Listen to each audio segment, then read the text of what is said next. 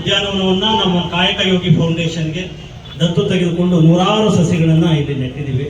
ನಮ್ಮ ಸ್ವರ್ಣಸಂದ್ರ ಬಡಾವಣೆ, ಚಿಕ್ಕೇಗೌಡನ ದೊಡ್ಡಿ, ಗುತ್ತಲು ಮತ್ತೆ ಎಲ್ಲ ನಾಗರಿಕರ ಸಹಕಾರದೊಂದಿಗೆ ಈ ಉದ್ಯಾನವನ ಇವತ್ತು ದೇವರವನವಾಗಿ ರೂಪುಗೊಂಡಿದೆ.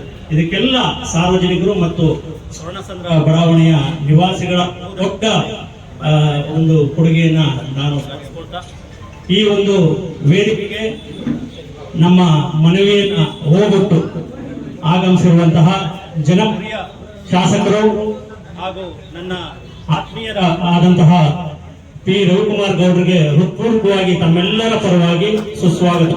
ಮಂಜಣ್ಣವರ ಲಾರಿಗೆ ತುಂಬಿ ಕಳಿಸೋದು ಅವತ್ತು ನಮಗೆಲ್ಲ ರೋಮಾಂಚನ. ಪರಮ ಪೂಜ್ಯರ ಆದರ್ಶವನ್ನ ಇಂದಿನ ಯುವಜನತೆಗೆ ಸಾರುವಂತಹ ಬಹುದೊಡ್ಡ ಕಾಯಕ ಇವತ್ತಾಗಿದೆ. ಅಂತಹ ಒಂದು ಪುಣ್ಯದ ಕೆಲಸವನ್ನ ನಾವು ತಂದಾಗ ಅದನ್ನ ಶನಿಮಾತ್ಮ ದೇವಸ್ಥಾನದಲ್ಲಿ ಕಳೆದ 1.5 ವರ್ಷಗಳಿಂದ ಇಟ್ಟಂತಹ ಮಾಲಿಂಗಣ್ಣವರು ಪೂಜೆಯನ್ನ ನೆರವೇರಿಸಿ ನಮ್ಗೆ ಸಹಕಾರ ಕೊಟ್ಟಿದ್ದಾರೆ. ಮಾಲಿಂಗಣ್ಣವ್ರಿಗೂ ಕೂಡ ಸ್ವಾಗತವನ್ನ ಕೋರ್ತಾ ಇದ್ದೀನಿ. ಅದೇ ರೀತಿ ಅವ್ರಿಗೂ ಕೂಡ ಸ್ವಾಗತವನ್ನ ಕೋರ್ತಾ ಇದ್ದಾರೆ. ಅದೇ ರೀತಿ ಹೋರಾಟಗಾರರು ಆದಂತಹ ಕನ್ನಡ ಸೇನೆ ಅಧ್ಯಕ್ಷರಾದಂತಹ ಮಂಜಣ್ಣವರು ಆಗಮಿಸಿದರೆ ಅವರು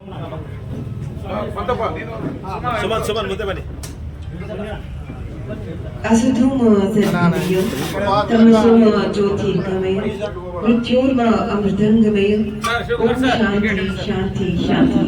ಈ ಒಂದು ಕಾರ್ಯಕ್ರಮದ ದಿವ್ಯ ಜ್ಯೋತಿಯನ್ನು ಬೆಳಗಿಸಿದ ಮೂಲಕ ಕಾರ್ಯಕ್ರಮಕ್ಕೆ ಮತ್ತಷ್ಟು ಮೆರುಗನ್ನ ಕೊಡುವ ನಿಟ್ಟಿನಲ್ಲಿ ಕಾರ್ಯಕ್ರಮವನ್ನ ಚಾಲನೆಯನ್ನ ಕೊಡ್ತಾ ಇದ್ದಾರೆ.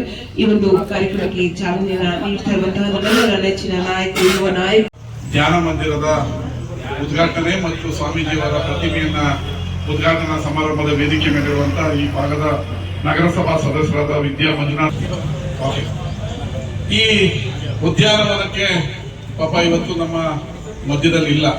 ಮಾಜಿ ನಗರಸಭಾ ಸದಸ್ಯರಾದಂತಹ ಪಣೀಂದ್ರರವರು ಡಾಕ್ಟರ್ ಶಿವಕುಮಾರ್ ಸ್ವಾಮೀಜಿಯವರ ಹೆಸರಿಡಬೇಕು ಅಂತೇಳಿ ಮೊದಲ ಬಾರಿಗೆ ನಗರಸಭೆಯಲ್ಲಿ ಮಾತನಾಡಿ ರೆಸೊಲ್ಯೂಷನ್ ಮಾಡಿಸ್ತವರು. ಅವರು ನಮ್ಮ ಜೊತೆಲಿಲ್ಲ. ಅವ್ರನ್ನ ಇವತ್ತಿನ ದಿನಗಳಲ್ಲಿ ನೆನಕೊಳ್ಬೇಕಾಗಿದ್ದು ನಮ್ಮೆಲ್ಲರ ಕರ್ತವ್ಯ. ಅವರಿಗೆ ಒಂದು ಚಪ್ಪಾಳೆಯ ಮೂಲಕ ಗೌರವ ಸಲ್ಲಿಸೋದು ನಮ್ಮ ಕರ್ತವ್ಯ. ಇವತ್ತು ಕಾಯಕ ಯೋಗಿ ಫೌಂಡೇಶನ್ ಅವರು ಅತ್ಯುತ್ತಮವಾದ ಕೆಲಸವನ್ನ ಮಾಡ್ತಾ ಇದ್ದಾರೆ.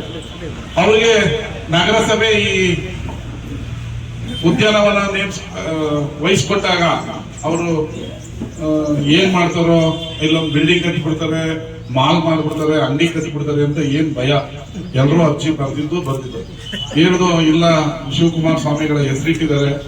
ಶಿವಕುಮಾರ್ ಅವರು ಅದೇ ತತ್ವದಲ್ಲಿ ನಡೀತಾ ಇದ್ದಾರೆ. ನಿಮ್ಗೆ ಯಾವುದೇ ಆತಂಕ ಬೇಡ. ಅವರಲ್ಲೊಂದು ಧ್ಯಾನ ಮಂದಿರವನ್ನ ಮಾಡ್ತಾರೆ. ನೀವೇ ವಾಕಿಂಗ್ ಮಾಡಿ ಬಂದು ಧ್ಯಾನ ಮಾಡಿ ಮನಸ್ಸಿಗೆ ಶಾಂತಿ ನೆಮ್ಮದಿಯನ್ನ ತಗೊಳ್ಳುವಂತ ಸ್ಥಳ ಆಗುತ್ತೆ.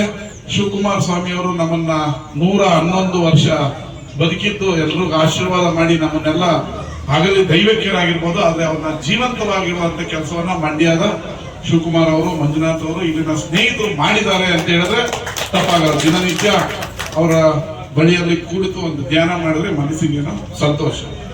ಇದಕ್ಕೆ ಹಲವಾರು ಜನ ಕೈ ಜೋಡಿಸಿದ್ದಾರೆ. ಕಾಣದೆ ಎದುರುಗಡೆ ಹಿಂದೆಗಡೆ ಎಲ್ಲರೂ ಸಹಾಯ ಮಾಡಿದ್ದಾರೆ. ಅವ್ರಿಗೆಲ್ಲ ಒಳ್ಳೇದಾಗ್ಲಿ.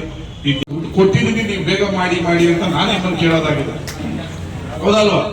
ಮಂಡ್ಯ ಜಿಲ್ಲೆಯಲ್ಲಿ ವೀರಶೈವ ಸಮುದಾಯ ಭವನ ಇರಬೇಕು ಅನ್ನೋದು ನನ್ನ ಸ್ವಂತ ಕಾಳಜಿ. ಅದಕ್ಕಾಗಿ ಬಸವ ಭವನ ಅಂತ ಹೆಸರಿಡಿ. ವೀರಶೈವ ಅಂದ್ರೆ ಎಲ್ಲರೂ ಸೇರ್ಕೊಂಡ್ಬಿಡ್ತಾರೆ, ಲಿಂಗಾಯತರು ವೀರಶೈವ. ಬಸವ ಭವನ ಆಗ್ಬೇಕು ಅನ್ನೋದು ನನ್ನ ಬಹಳ ದಿನಗಳ ಆಸೆ. ಇದರಲ್ಲಿ ಬಡವರು, ದುಡ್ಡಿಲ್ಲದೆ ಇರೋರು ಕೂಡ ಅದ್ದೂರಿಯಾಗಿ ಮದುವೆ ಆಗ್ಬೇಕು. ಅದು ನಮ್ಮ ಚೌಟ್ರಿ, ನಮ್ಮ ಸಮುದಾಯ ಭವನ ಅನ್ನೋದು ಎಲ್ಲರ ಭಾವನೆಗೆ ಬರಬೇಕು ಅನ್ನೋದು ಆಸೆ. ಈಗ 50 ಲಕ್ಷ ಬಿಡುಗಡೆ ಮಾಡಿದ್ರೆ ನೀವು ಕೆಲಸ ಆರಂಭಿಸಿದ್ರೆ ಇನ್ನ 50 ಲಕ್ಷ ಬಿಡುಗಡೆ ಮಾಡಿಕೊಡ್ತೀನಿ. ಅಲ್ಲೊಂದು ಅತ್ಯುತ್ತಮವಾದ ಬಸವ ಭವನ ಆಗ್ಲಿ, ಅದು ನನ್ನ ಕಾಲದಲ್ಲಿ ಉದ್ಘಾಟನೆ ಆಗ್ಲಿ ಅನ್ನೋದು ನನ್ನೊಂದು ಸ್ವಾರ್ಥ ಮನೋಭಾವನೆ.